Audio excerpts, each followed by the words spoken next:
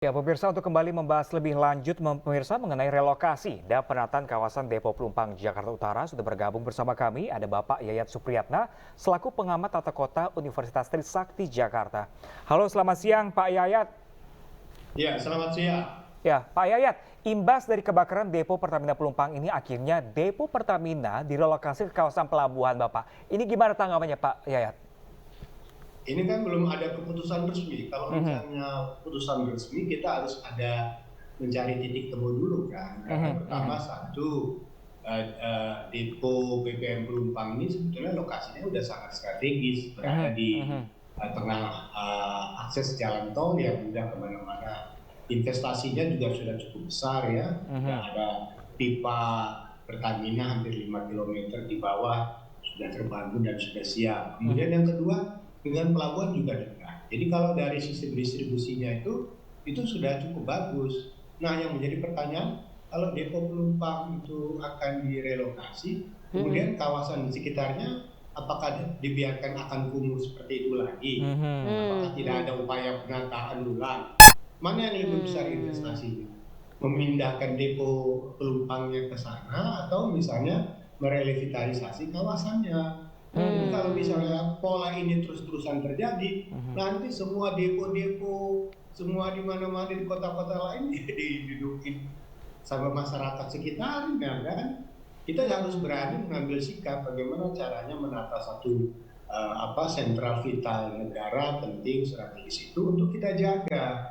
Ini kan persoalannya karena ada sengketa tanah saja di awalnya. Tahun 2009 sudah dibuat konsepnya, sudah dimatangkan, cuman tidak bisa dieksekusi karena tanahnya tanah sengketa. Nah, persoalannya kan nanti kalau misalnya tanah yang bermasalah ini dibiarkan dilegalisasi, nanti yang terjadi ujung-ujungnya di mana-mana ada tanah kosong ditempati warga, kemudian ada kasus lagi. Itu kan tidak ini ya, itu kan keputusan belum resmi. Kemarin Pak LBP bilang justru yang direlokasi warga, bukan ini Depo BPM Pelumpangnya. Kita tunggu aja keputusan resmi mana yang menjadi keputusan yang dibuat oleh pemerintah. Karena ini bukan pekerjaan mudah. Kita memerlukan kolaborasi kerjasama sehingga kita juga mengerti kalau misalnya nanti ini dibiarkan terus-menerus, warga tuh nanti lama-lama tidak menganggap BPM Pelumpang itu tidak menjadi sesuatu yang berbahaya lagi ya kan.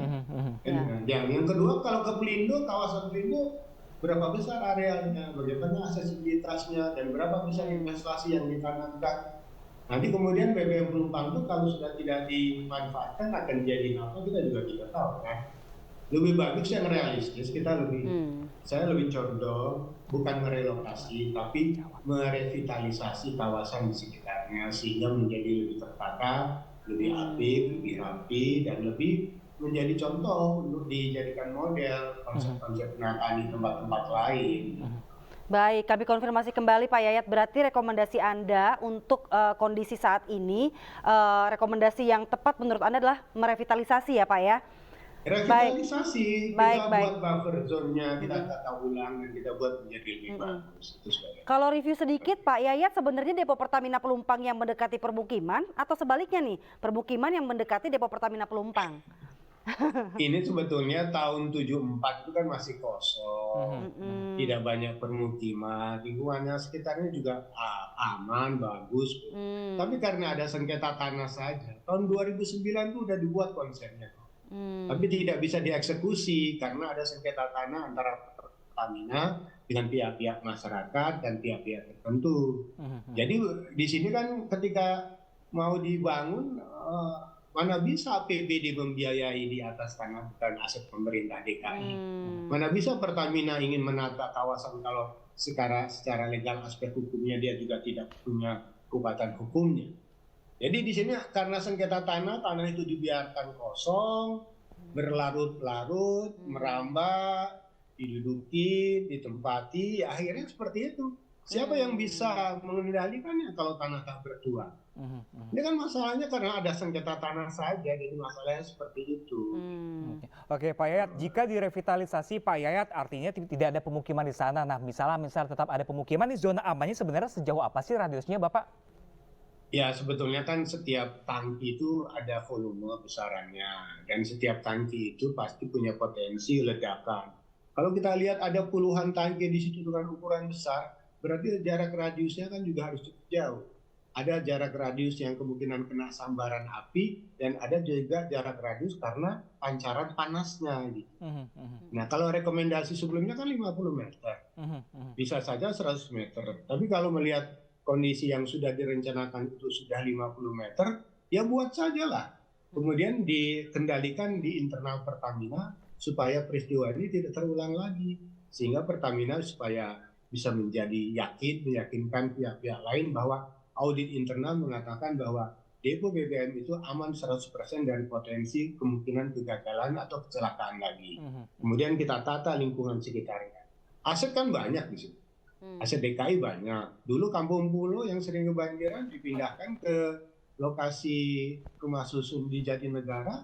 Asetnya kan bekas tanah Sudin Jakarta Timur juga, punya DKI.